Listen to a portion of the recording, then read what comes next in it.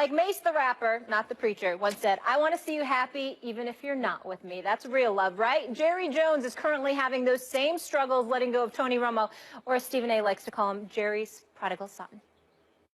That bothers the heck out of me because he's going to, I know wherever he goes, he'll start.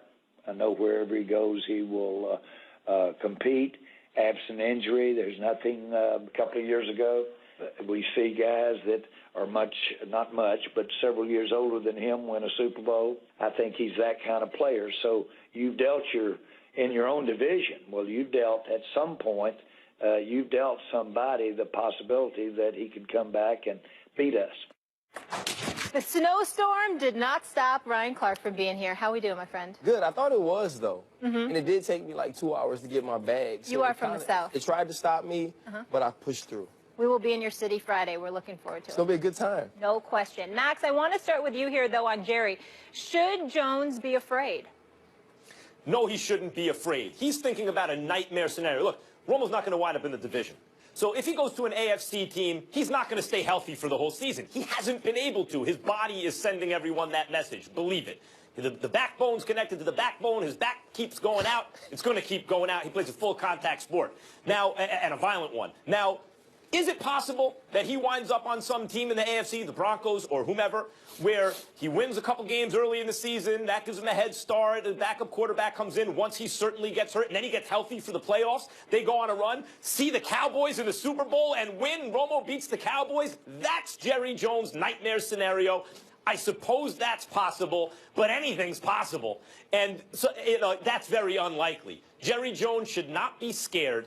Jerry Jones has a stacked offensive line, an excellent young quarterback, a great young running back. He's professed already that they're looking for a war daddy on defense, and now that the offense is taken care of, they can concentrate on that in the draft. They don't have to go for bargain picks because a guy falls due to character issues or off-the-field issues. Hey, let's scoop him up. Nope, you can go get the best guy there.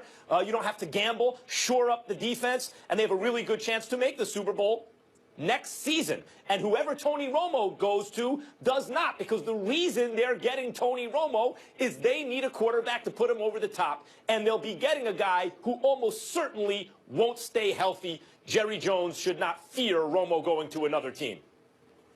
Your answer annoys me because, you throw a whole bunch of stuff out there. What's the real picture here, Max Kellerman?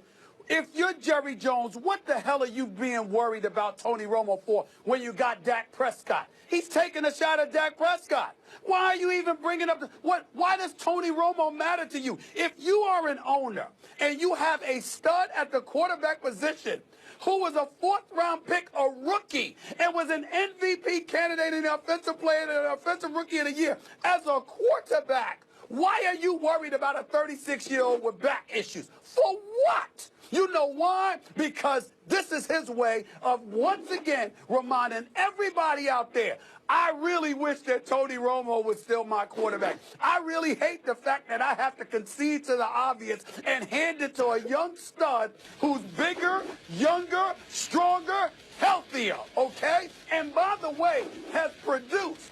This is what I hate. I hate the fact that I got to sit up here, okay, and concede that this guy is my quarterback instead of my adopted son who sits in a suite with me and watches my grandson play football and Lord knows what else. Probably comes over for Thanksgiving dinner and cooks, for crying out loud. Definitely shows up on Christmas morning to exchange gifts and all of that other stuff. That's what Jerry Jones is saying. This ain't about Tony Romo. This is about him once again dismissing and disrespecting and not appreciating the stud that he has at the starting quarterback position. And Dak Prescott is too classy, too composed, too smart, because his money in the future is coming, to say anything against a man who cuts his damn check.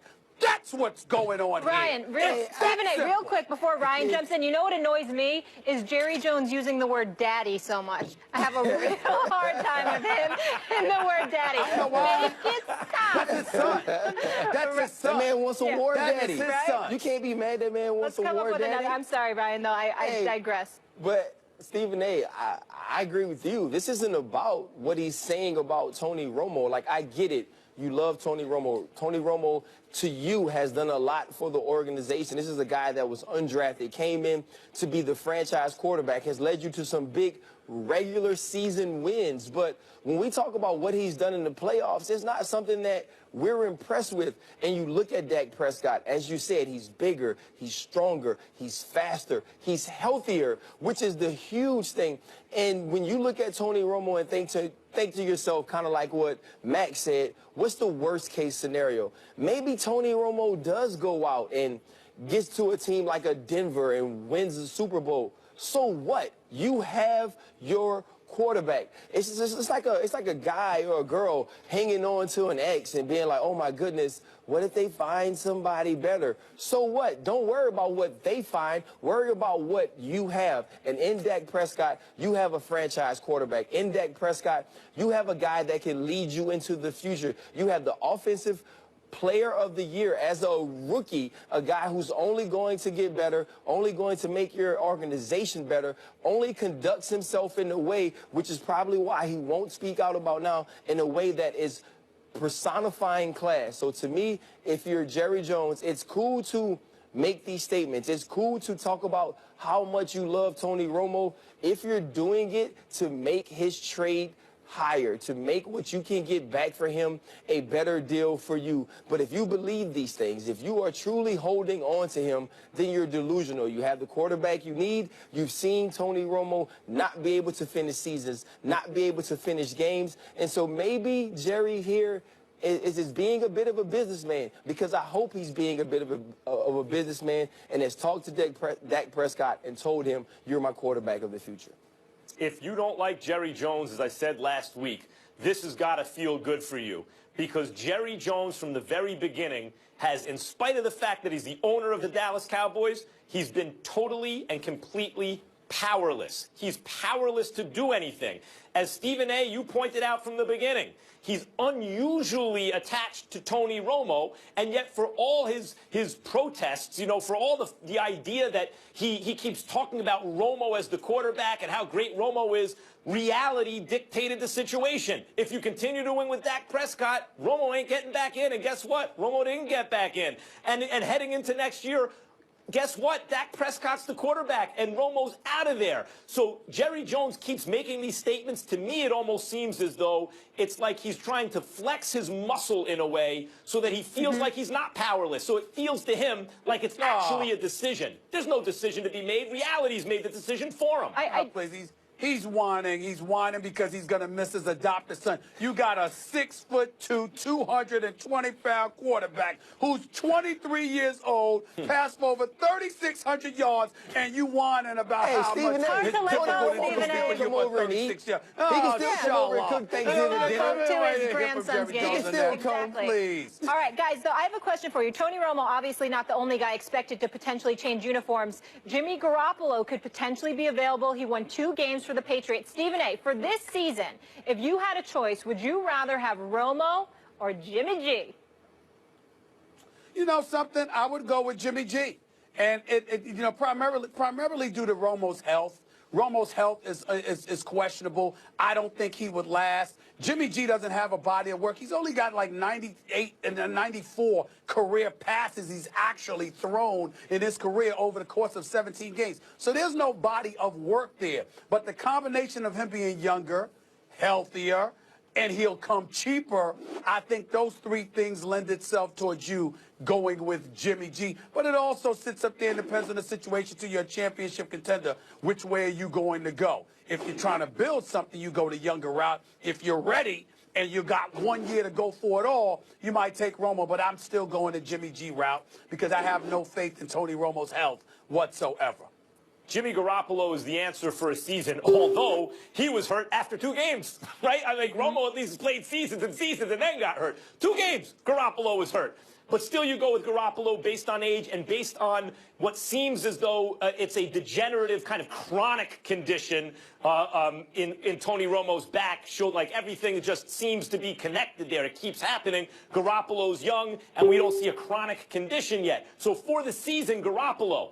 But for a single game, it's Tony Romo.